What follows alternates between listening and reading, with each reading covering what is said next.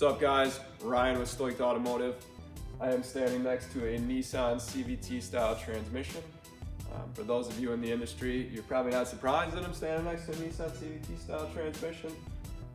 Unfortunately, these things have had extremely high failure rates. The way it operates is it has a steel belt inside that rides on two adjustable pulleys, and those pulleys can change diameter to get a different gear ratio out of it. It does have the advantage of being able to keep those engines in their optimal ranges for emissions and performance and things like that.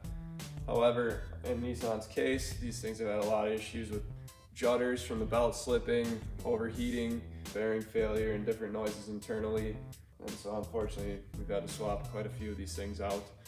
We do program them with the new transmission. We do all that in-house, and we have done a lot of these. But definitely something to keep in mind if you drive one of these things and you wonder why it feels a bit different. It's because it's not shifting like a traditional automatic, as well as if we're looking at purchasing one of these products. Let's keep that in mind that these have had high failure rates.